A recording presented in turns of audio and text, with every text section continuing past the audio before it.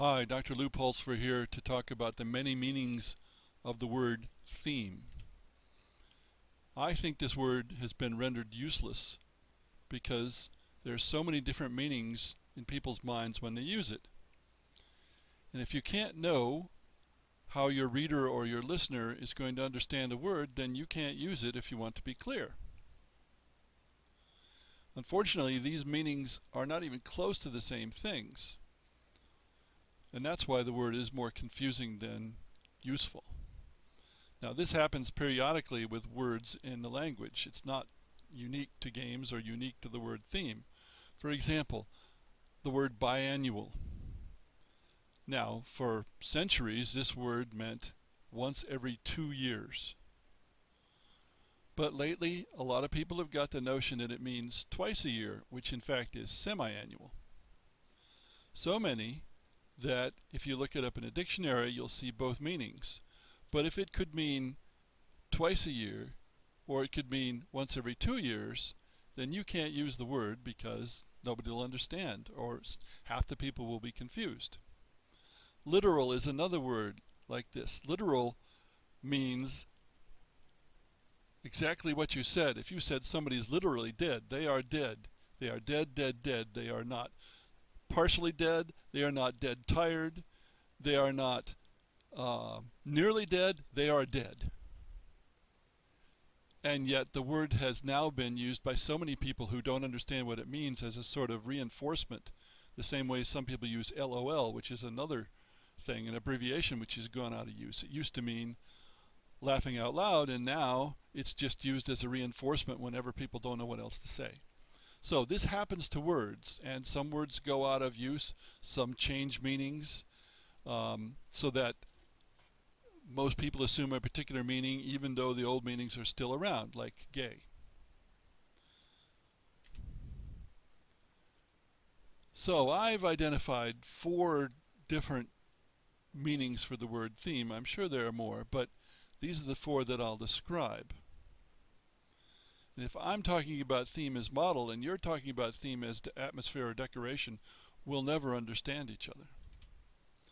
So theme is model. And I'll say up front that the games that I make are almost always models or completely abstract. I don't do the in-betweens here. So the game is an attempt to model a situation. Now keep in mind, models always simplify the reality. But in a good model, in a decent model, there's a strong connection in game terms in what the players do and what happens between the game and some reality, even if it's a fictional reality like Middle-earth. So if I do something in the game, I can see how that corresponds to something that happens in the fictional reality. And I call this correspondence.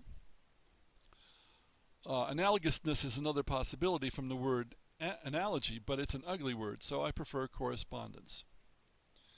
Most historical war games fit this meaning of theme. How could they not? Though there are some conquest games like Risk that are pretty far removed from any history or any reality. Is Risk even a poor model? Well, where is the boundary between a model and a not model? It's hard to say. You can have games that are not good models but are still models. For example, World of Tanks, an otherwise fine video game, has lots of nuts and bolts for war buffs. But the actual play has very little to do with real warfare. It's a model but a poor model. And the same could be said about most shooters. World of Tanks is really an arcade third-person team shooter. World of Warships, same thing. Many games. There are mechanics that do not lend themselves to models because they have nothing to do with real life. For example, worker placement, something that's almost never found in real life. It may exist somewhere, I don't know, but I've not seen a single worker placement game that was anything but abstract, regardless of what it supposedly was. Another mechanic that just doesn't lend itself to models is swapping roles from turn to turn. Players bidding for roles or drafting roles or getting dealt roles at random. There's nothing like that in real life, or very rare. Drafting is also rare in real life outside of American pro sports player drafts. It just doesn't happen. You can make games with these mechanics, but they won't correspond to anything in reality. Video games have their problems too. Most of what I was talking about is tabletop games. But respawning in video games is clearly anti-model. There's no such thing in reality. Yeah, you can invent some science fiction thing, but no. Also, it's far too easy to hit something with a long-range weapon in video games. It's really hard to hit things at range. Even close, it's really hard to hit things. But they don't do that in video games.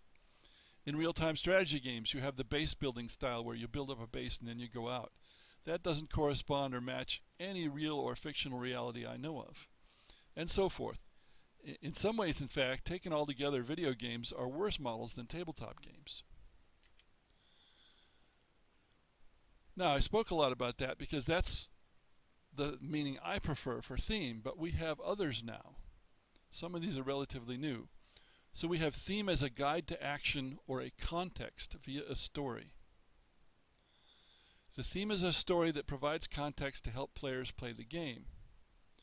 Now that requires some resemblance between the game and reality, but it doesn't require it to be a model. Again, where one ends and the other begins is hard to say.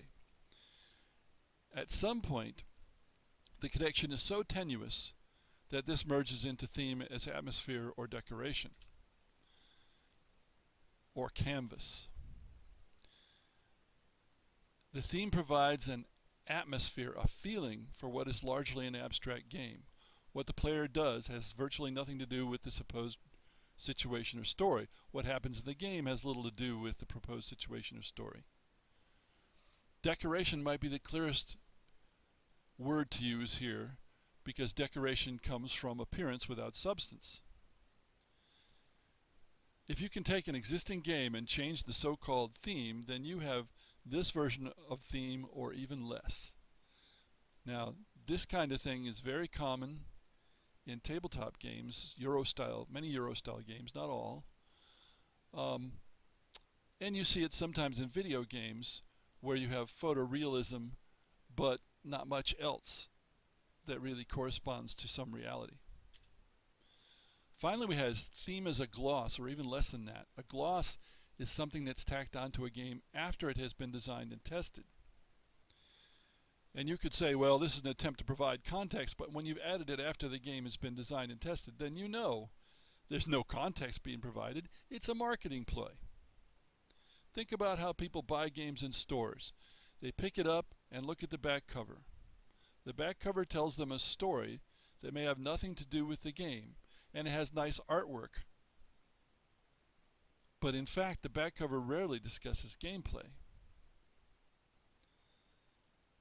Now, I'd say that's an unfortunate way for people to buy games, but in fact, this is how people buy games. They pick up the things in the store, and they read what's on the back, and they decide whether to buy the game, in many cases. Abstract games are hard to sell. Every manufacturer will tell you that because there's no story, no gloss even involved. Now, with all the meanings of theme, if you use the word without some of the other words I've proposed, then you are likely to confuse your reader or your listener. And having talked about games for many years, I've discovered that much of the confusion comes from semantics. Two people talking about things and meaning different things. Like when I talk about Euro games, I use the old meaning, which was family games on steroids, all the games that came out of Germany and Europe, and yet there are a group of people who use it to mean heavy strategy, Euro-like games, which is a very small subcategory of what I call Euro games. And so it's very difficult for us to get on the same sheet of music. So let's try not to contribute to the confusion and just say no to using the word theme. There are probably other meanings that people have when they say theme, but these seem to be the principal ones.